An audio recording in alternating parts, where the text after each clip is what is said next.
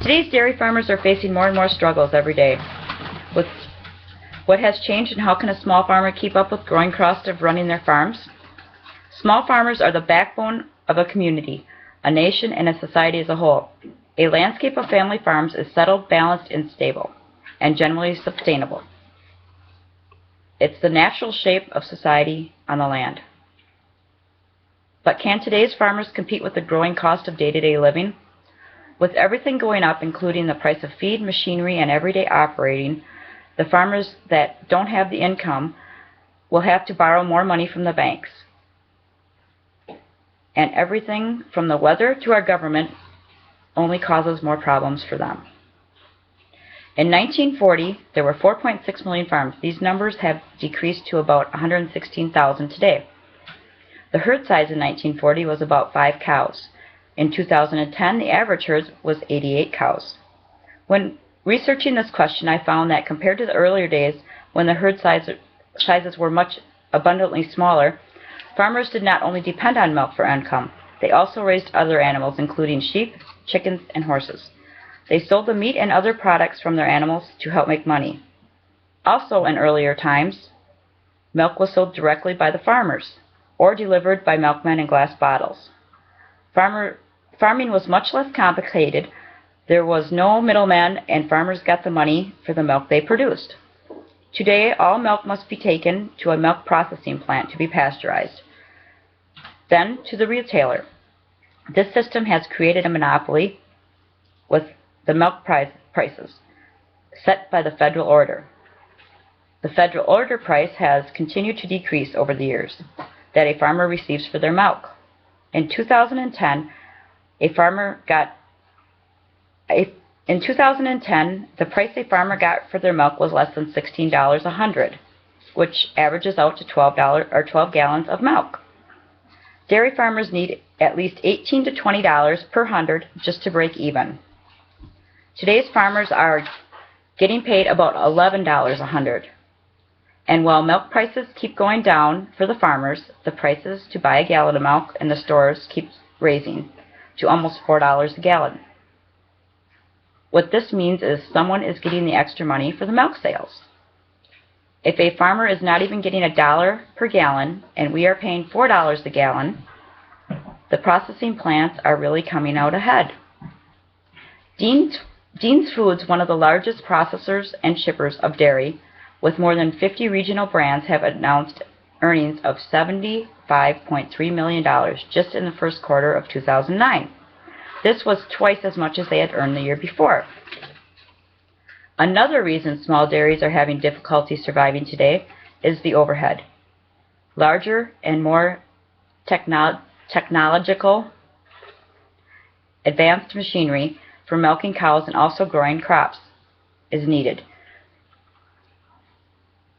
These technologies come at high cost and are not easily afforded by the small farmers, which poses the next problem. Dairy cattle need extra protein and feed to produce the most milk possible. If they cannot buy the equipment to grow the right crops, their milk production goes down and they lose money.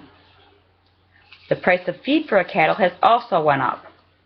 The price for a large round bale of hay went from just $12 3 years ago to over $70 today. And with people growing corn for ethanol, the price of that also went up. So if they cannot grow their own crops and have to buy them, the cost can be astronomical. Weather, it also plays a part in the price of feed. If it is too dry or even too wet of a year, the crop prices will go up. Even if you own your own fields, without the right weather conditions, you still may have to buy feed. This can make farmers have to borrow more money and go deeper in debt. Veterinary care is also a big cost for the farmers.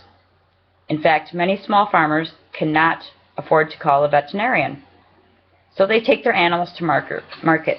Another farmer buys infected cattle, and soon their barn is infested with whatever the newly purchased cow has.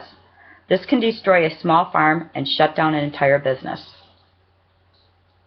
Small farmers are also short-handed. Families used to have 6 to 8 children to work on the farm.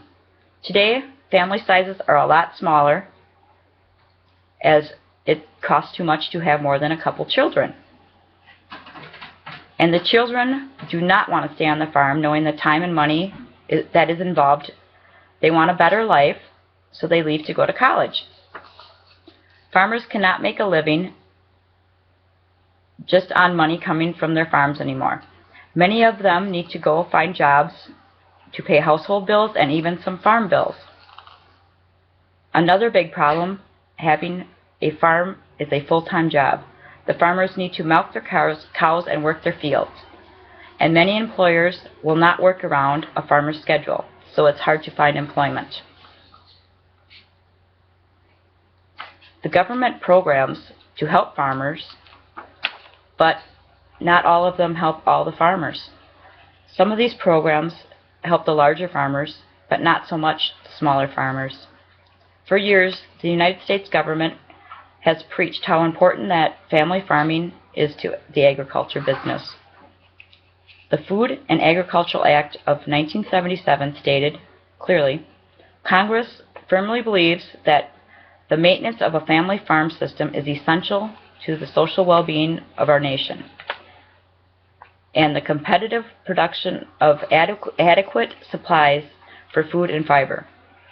Congress further believes that any significant expansion of non-family-owned farms, large-scale cooperative enterprises, will be detrimental to our nation's welfare. Doolittle, 1999. In President Clinton's State of the Union address in January, he addressed the growing problem of family farms.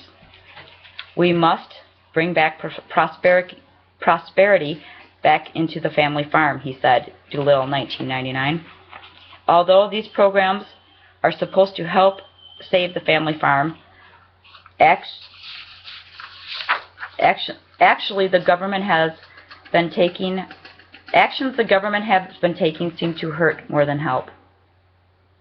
Conservation Reserve Program gives the farmers money to not plant their crops in their fields. This program is a soil conservation, water quality, and air quality, and general welfare of the environment. But if you do not have the land to set aside and need your land to grow your own crops to feed your animals, this will not benefit you. If you are depending on the income from your crops you have planted on the land, this will also not work. The larger farmers have the land not to use and end up saving money on time and labor by not planting these fields. They almost always come out ahead. This gives the larger farm more resources and grow even larger, and they keep buying out the smaller farms. In conclusion, it seems that the smaller farmer is in a get big or get out situation. It is hard to compete with the larger cooperative farms. They cannot compete money-wise or equipment-wise. There are many different factors to contribute to if a farm will succeed or fail, from weather to government. With the cost of everything going up, and the time it takes to work the land and take care of the animals and machinery, farmers just aren't able to afford the farming lifestyle, and they are finding they have to find other jobs to supplement their income.